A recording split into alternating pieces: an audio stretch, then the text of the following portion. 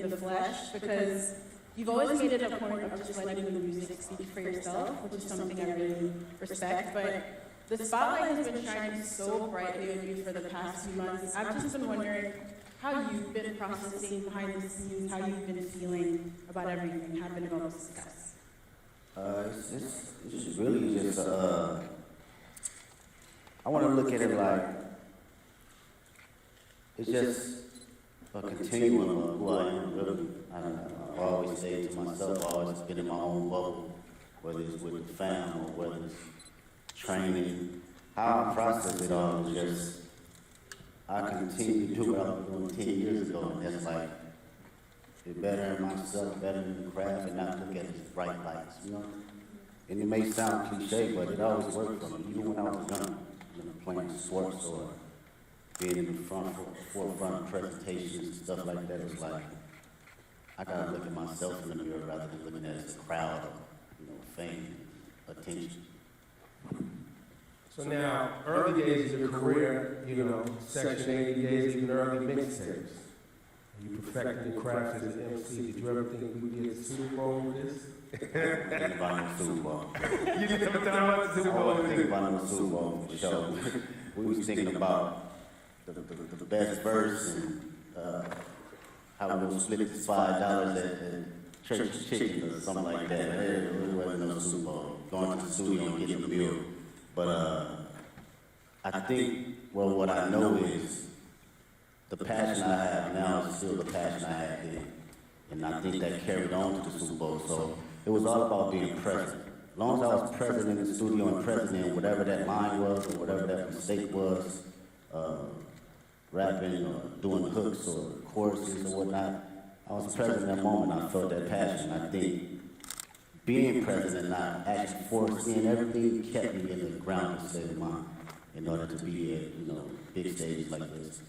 I think we felt that presence and that focus in your work for the past 15 years. Like Ebro said, going all the way back to projects like Overly Dedicated. And so seeing you perform with Dr. Dre at the halftime show 3 years ago, we already felt like that was the most hip-hop, beautiful halftime show ever. And now for you to come back and be the first solo hip-hop artist to headline, how does it feel being the artist to hit that milestone? And, just your thoughts on what that means about hip-hop's progression and impact over the years. That shit, it made me think about, like, the grind of it. I mean, a lot of people don't see, like, the story before the glory, man. That shit's like shuffling out your mixtapes and, going to neighborhoods and parties and performing there, hole-in-the-wall spots. It reminds me of the essence and the core response of rap and hip-hop and how far it can go. So for me, that should mean everything because it puts the culture on the forefront where it needs to be and not minimized to just a catchy song or verse. This is a true art form. So to represent it on this type of stage is like everything that I've worked for and everything that I believe in as far as the culture. Like I live and die by it. This shouldn't have changed my whole family life, so I don't take it for granted at all as far as the art form, It feels like that was a lot what this year was about too, right? Like you I guess, you took it, put it on your back, and it felt like a line you needed to draw, right? Was that your intent when you rolled out this year? Was like, yo, draw a line. Like, this is what it is. My intent was to always keep, I think from day one, was to always keep the nature of it as a sport. I don't care how motherfuckers look at it as far as like, as a collaborative effort, that's cool too, but I love when artists grit their teeth. Like I still watch battle raps. I still watch Smack URL from Murder Mook to Lux to Tay Rock, my bro Daylight. This has always been the core definition of who I am, and it's been that way since day one. So I don't think it was a thing for this year. It was always just a continuum. And what I will say about this year, it was more from a space where I think a lot of people was putting rap to the back, and you didn't see that. You didn't see that grit. You didn't see that bite anymore. So I always took that in consideration going into any type of music. That's interesting. So I hope this makes sense, right? You know, we've been following your journey for about 15 years, and you have been so consistent in the messaging and the focus, like you said, and you've always moved with integrity. So in a lot of ways, I feel like we thought we knew exactly who you were as an artist in a positive way. And then last year, it felt like you unlocked a whole new dimension for us. But that person, like you said, was always in there. But I'm wondering, do you still surprise yourself sometimes? Did you surprise yourself last year, or was it just us, the fans, with our jaws on the floor, just stunned? That's a good question. Surprised myself? Nah, I don't think I surprised myself because this, for me and for my partners that's been around me since 2005, 2006, like my brothers, they know my personality, they know my capabilities, even when it wasn't presented to the public at first, right? So this is just like a revolving door of what I've been doing in Carson Studios, at the Homie Garage, or my brothers at TDE, or just anybody around the city of Compton in LA. It's just magnified to the level where I've progressed it and did enough hours to know, okay, I know where to place it now. I know how to make it connect with people. It feels like each album, too, getting to this point was like, it was an album for the culture, and it was an album for the critics. You know what I mean? And then it was for the critics, Yeah. and then GNX comes along, and it's like, nah, this is an album for anybody, everybody, and anybody who want it at any time. And you brought that energy, and the energy you brought on GNX was an energy that I don't think was really happening in hip hop. Like, it's a Public Enemy level energy. It's a Ice Cube, America's Most Wanted energy. Like, it's a classic, timeless energy. Talk about your headspace between Mr. Morale and this GNX. Yeah, no, that's great. Go back even further, man. Speaking on that energy, like my cousins was like DJ Quick, and Dre, these folks that my people was playing. So I always had that DNA, and you heard that DNA a little bit on Good Kid, Mad City, but I wanted to tell my story first, right?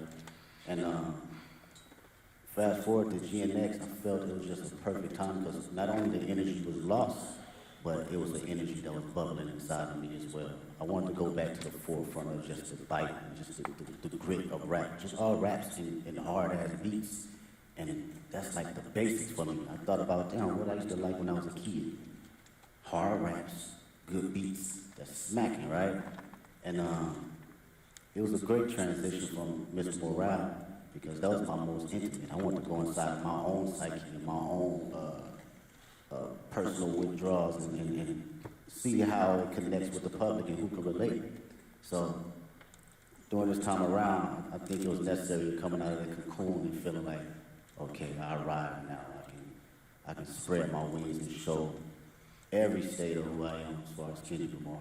And you really did spread your wings. I mean, you just came off a huge Grammy wins. You walked away with 5 awards, and you won Not Like Us won for Song and Record of the Year, which in itself is remarkable. But I think for people who love and respect hip-hop and the roots of this culture, the competitive spirit of it, it has been a little bit mind-bending that you created this massive cultural award-winning anthem out of a battle rap song. And how is that something, after you got off that Grammy stage, you got home in some quiet time, what was going through your head? I was just thinking about the culture, really. It's always definitely first. I'm not even bullshitting with you. It's like, when people talk about rap, man, the conversations I hear, they think it's just rap and it's not an actual art form. So when you put records like that at the forefront, it reminds people that this is more than just something that came 50 years ago. They forget that it's even been in 50 years, right? And like kind of like belittle it. So I love to see that it gets that type of recognition for just straight raps, from awards to the billboards, all that, because this is truly just as big as an art form and a genre as any other genre. So that's what I think about, and I feel accomplished being able to do that. Whether somebody else come behind me and do it again and quadruple it, I'd love to see it. If that was my purpose to do that, then that's exactly what it was for that particular moment. I think people often miss the significance of that record and Song of the Year award, because that Song of the Year award is a songwriter's award. Like, it's not just the biggest song. It's like someone wrote a song, and you as a songwriter, when you see your name up there and it's written by Kendrick, and that's it. Yeah. That's powerful, and I think to what you're saying, I think there's a lot of people who have become fans of hip hop, and they, you know, you like the songs you hear and know, but you're not actually tapped into the work that it takes for you to generate the output, the art. Exactly, man. As a writer, you know, and that's what I can appreciate the most, and knowing how much time I dedicated over the years in just trial and error, writing the most terrible shit to some of the greatest shit. You know, we all do it, from writer's block to figuring out how to find inspiration from the most non-popular aspects around me. So it's like, knowing that trial and knowing what I put in as far as my thinking process and what it takes to get there, I do not look at it as a small, like, endeavor because it's a hit record. No, it's actually some writing in this shit. You know, whether it connect with you on a spiritual level, whether it connect with you on a comedic level, whether it connect with you just on a personal dynamic, it's still from a writer's point of view. Yeah, you are an incredible writer. There are songs on GNX like Reincarnated. I didn't know what to do with that song for the first few times I heard of it, just trying to figure out where you possibly came up with the inspiration for a record like that. Like, when you're working on those songs, are you going through multiple versions until the right thing comes to you? It's hard to fathom, I guess is what I'm saying. Yeah, well, records like that, first off, shout out to Tupac. That's the number one. That was always one of my favorite records from him and Outlaws. With records like that, it's always going into my mind of, like, what if, right? And crafting out my what if ideas to the masses. So when I think about concepts and I think about what I actually believe and what I feel, I just go through a breakdown of stuff. I'm reading a book, you know, and how I want people to hear this from a book sequence. So my initial process is, okay, how can I open them up to the story, and how can I drive them to the ending point to make them feel truly exactly what I'm trying to convey, whether they take their own perspective from it or they take mine. I just want you to feel it first. You know, the writing is there, and now it's up to me to perform it to where you can feel it. Yo, give it up for this guy, Kendrick Lamar. Y'all be quiet, man. This guy, you know, this guy he doesn't sit out and do this too often, so this is a very special conversation. We appreciate you, bro. I mean, we do. And shout to SZA, too, because you guys are making history right now. Yeah. And you've seen her from her humble beginnings like she's seen you from your humble beginnings. You've watched her find success, and now y'all sharing the stage at the Super Bowl. The humongous tour that's rolling out next year. Talk about this moment in both of y'all's career. Have you guys had a chance to even see each other in this moment and be like, yeah, like... We haven't even had a chance to crash out about it because everything's been moving fast, like, as far as production, rehearsals and stuff, so we speak, but it's not, we haven't really got a chance to settle into the moment. For me personally, watching her, you know, her career and where she's come from, it's amazing to see. I get to finally see how certain individuals see me come up in the process, because I've seen her day one coming in the studio and writing songs, throwing away songs, writing another song, throwing away songs. And songs is hard. And I understood that process, though, and wanted to be great. You know, even when we, you know, people saying this is classic record, you're like, no, you know, I'm gonna write another one. And I understood that, and I seen it. So to see it now magnified is like, she always had it, man. She always had it, and I'm just honored to be next to her talent. Yeah, you've both worked really hard to be here in this moment, and on Heart Part 6 is really amazing to hear you detail that journey for old and new fans, you know, coming up through the ranks at TDE and now launching your own agency, PG Lang. So performing at the Super Bowl halftime shows very much, you know, us as fans getting to celebrate you and this beautiful musical legacy, but also now you're stepping out as an entrepreneur. What has it been like to build your own business and to also showcase some of that creativity from your agency on this platform? Oh man, I love the process. shout out to PG Lane. Make some noise with PG Lane. Yeah, that's my team, man. It's 30 incredible individuals, 5 extraordinary executives that work day in, day out to make sure we are doing something that will long live the culture. You know, from a music standpoint, from a creative standpoint, fashion, film, books, day in, day out of just being around like-minded individuals that have different perspectives outside of just music. So through that process, it was a challenge for me, but even more a process of me enjoying, okay, different ideas and different backgrounds and how to look at things. I love it. I love it. Being on calls and, you know, formulating business ideas and ventures outside of my usual norm, it challenges me, and I can't wait to see what happens next. I know it's going to happen next. Yeah. I think for the audience too, you know, and anybody watching around the world, the PG Lang thing is, you know, I think people see you as an artist and someone who makes music, but I don't know if you want to share it today, but the level of detail that you yourself, along with Dave, and shout out to the whole PG Lang team, but y'all as friends that came up together, you in the edits. Like, what we're going to see on Sunday is a PG Lang production. Yes, that's all PG Lang.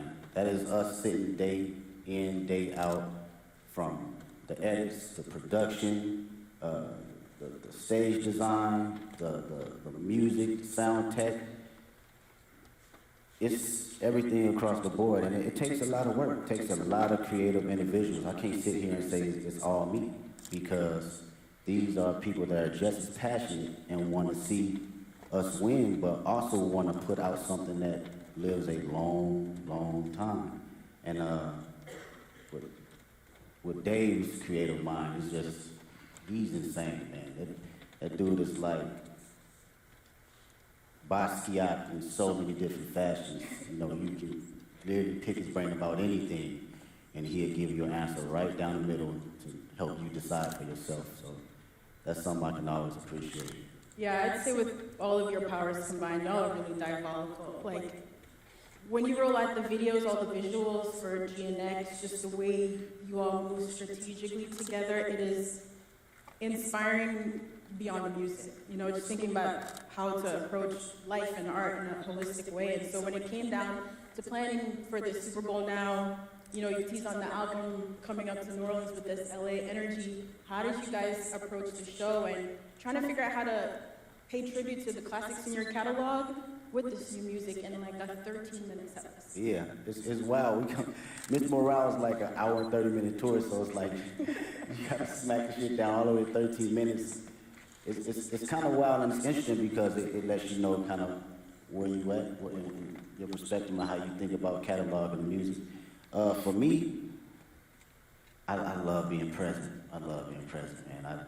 It's my favorite. It's very hard for me to live in the past. Very hard. I respect the past wholeheartedly, but being in the now and being just locked into how I feel and the energy I have now, that's the LA energy for me. That's something that I want to carry over to New Orleans and for the world to see. This is me, this is Kendrick Lamar, 37 years old, and I still feel like I'm elevated. I'm still on the journey though, you know? And I want that energy to, you know, ooze out to the television and to the people that's in that building. Well, and on that, you know, the connection between black culture and New Orleans and how important and shaping our ancestors were in this town, music, jazz, all that. You always put our culture and black culture at the forefront of your brand and music.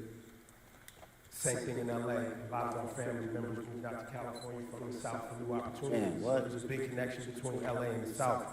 So when you say you walked in to New Orleans with that LA etiquette and all of that, I don't know if people really grasp that, but that's, you gotta be feeling that energy like when you are out ready on Sunday to do your thing. That's a bar. It's crazy, bro. Out of all my friends, LA, us growing up, all our grandparents either from Louisiana, Texas, Chicago, like, period. So our dialect and how we talk, it gauges from like the South and like the Bay Area. So like going to the store, we say finna. I'm finna go to the store. Like that's some South shit, you know what I'm saying? That's not no LA, right? So that energy right there, and you know, making that correlation, it means a lot to me for people to understand it. And the culture and just being black, I can't help that, man. It's not something that I think about or even try to like go. I'm black. It's just it's gonna come out every time. I can't sugarcoat it. You know, I can't downplay it. I'm at a point in my life I can't necessarily fake the funk for nothing. And I've always had an essence of that, but you know, you have kids and shit. That shit's like, I have to be who I am authentically, and if, you know, the world can't accept that, then so be it. But who rocking with it, I'm gonna put it all the way out there, you know, whether it's in private or whether it's on the main stage. Yeah, I don't think a lot of people and a lot of artists stand in themselves as authentically as you have, and I think one of the questions we've all been wrestling with over the past few months watching you and the way you've moved is really what is the role of an artist? And I think lots of people have very different definitions, but young Kendrick, again, back to overly dedicated and Section 80 mixtape Kendrick, and GNX Kendrick, Super Bowl, Grammys Kendrick, has your idea of what the role of an artist is, you as an artist, has that ever changed? I don't think I knew exactly what my role was early on. I had maybe clues of it, but now today I can truly say it's to express myself and express things that people can necessarily say on the daily, and for them to actually relate to. And come from the most vulnerable place where people can actually feel it. I think that is, for me, that's the role for me as an artist. I don't give a fuck what place it comes from. I could be the most angry person on the record. You gonna feel that shit that day if you woke up and you felt that. You wanna smile, you gonna feel it, because I'm gonna make sure I'm present that particular time in the studio, in the booth, that I feel happy. I feel energized. I feel, you know, if I feel frustrated, you're gonna feel it. And to carry that as an inspiration for people that's listening that may not have a voice, that, you know, I grew up with cats, still to this day can't have a conversation. The most meanest, you know, aggressive individuals, but they can't even look you in the eye and express themselves the way they want to. So they resort to other things. And when I think about that, and I know that I have the tools necessary to communicate myself properly and effectively, I gotta do it for them. I gotta make records like Rennie Carnett. I gotta make records like Man in the Garden. I have to, because they feel that way, but they cannot project it. And when they hear somebody actually giving them affirmations, it allows them to speak more freely and be open, because again, I come from the same place they come from. Well, Kendrick, we might not see you outside again soon after Super Bowl. I know, of course, you have the GNX tour. Listen, I know you also don't love doing interviews, but we are grateful. We're so grateful for all the music and the moments that you've given us over 15 years, and in the last year. Your presence and your focus, it is noted. So thank you. We really appreciate it. Thanks for taking our time. Thanks for fighting for hip hop, man. Oh, for sure. Thanks for fighting for hip hop. It is really appreciated. I got one more thing for you, Kendrick, before we go to our friend here, Hayes Audrey. What should people expect to see and understand about Sunday's performance? Storytelling.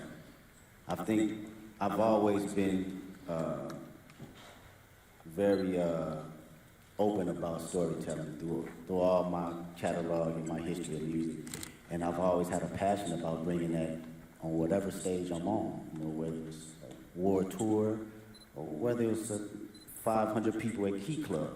I've always had a form of that. So I like to always carry on that sense of, you know, make people listen, but also see and think a little. I think this is going to be one of those performances where people are going to be digging up Easter eggs for I mean, years, that's years to you come. know, Right? even when it's not Easter egg, people gonna make one up, right? Hayes, this is Hayes Adler. He's got a question for you, Kendrick. Hi, Kendrick. What's going on? How do you prepare for such a big performance? Do you have a favorite way to stay healthy and active? Yeah, I do some laps, whether it's some sprints. If we talking about, let's go from, okay, on a physical level. I'll give you that. Maybe it's a 2-mile warm-up or a mile warm-up, maybe some push-ups, just to get the body moving. Sometimes you be out on that stage, man, and take you need some oil on your knees a little bit to get moving and get cranky. So physically, yeah, I'm just exercising the body, a little bit of stretching, a little bit of all that. And on a mental level, I'm usually playing some Ice Brothers just to calm not my nerves, but calm my excitement and just give it a balance, you know. So that's my prep right before I go. Thank you, Hayes. Thank you so much. And now, Alvin Williams. How you doing, sir? What's up, Kendrick? What's up, man? I'm a little with Big Brother and Big Sister New Orleans. What has mentorship meant to you during the course of your career? And if you could thank your mentors for believing in you, what would you say? Oh man, mentorship has been everything. To be around individuals that have experienced every little thing that you think that you're the first person to go through it with. It's a difficult task when you're a young individual because you don't know what you're talking about. But as you progress and you be like, damn, he or she was right, you begin to understand life a little bit better and not be so judgmental to people that have been here before you, right? The greatest thing I would say mentors, a couple mentors that given me was like affirmation, to always give myself space to believe in who I am, even when I wasn't feeling it, right? You can accomplish so many small things or big things, and you still can fall in a slump where you doubt yourself. And even though these mentors haven't seen the spaces and been in the places I've been in, it was always time to allow me to share exactly who I am or how they see me and what I'm capable to give to the world. And I think that goes a long way, from people in the highest places and the lowest places. We all need it. Thank you. Thank you. Thanks, Alvin. And we have one more question from Young Dylan. What's up, Mrs. Kendrick? There you go. That's Yes, that's sir. an artist right there. Yes, sir. It's truly an honor to meet you. And my question I have for you is, what advice could you give to kids about not being like anyone else? And how could they stay authentic while pursuing your path? It's a great question. They said the number one thing people feel in the room, over love and over fear is being authentic. And this is some, my homegirl, Ink, actually, we was talking about this in the studio. She runs in the studio. And I was like, damn, how many times I've been in a room where people felt you so intensely that it inspired them and it inspired the person next to them and inspired the people in their household. So how to stay authentic? Was that the question? Or you have to believe in yourself and have to know that it's only one you. You're an amazing individual, unique. You're a miracle. I wake up every day and I'm like, this shit is crazy. Not crazy from a standpoint of being a celebrity. Crazy is just life. It's just wow. When you really sit down and just think about it and just bug out on some wow shit, it's wow. And to know that you are in this existence and in this world as one individual, it's only you, you have to know that you got to carry that authentic nature of allowing yourself to say, this is who I am, this is how people are going to see me, and also going to respect me, and it's going to inspire people to have truth. Because when everyone's authentic, what comes out of that is true love. There's no boundaries. We don't have any courtship on judgment. We don't have any perception of being able to ridicule anyone, because you showing up as your true self and showing up as my true self. And carrying that nature to take you places. Appreciate His it. answers are just as thoughtful as the music. It's ridiculous. Thank you, Dylan. Thank you, Kendrick. Appreciate it. Ladies and gentlemen, one more time for the great Kendrick Lamar, please. Thank you so much. for your work and your dedication.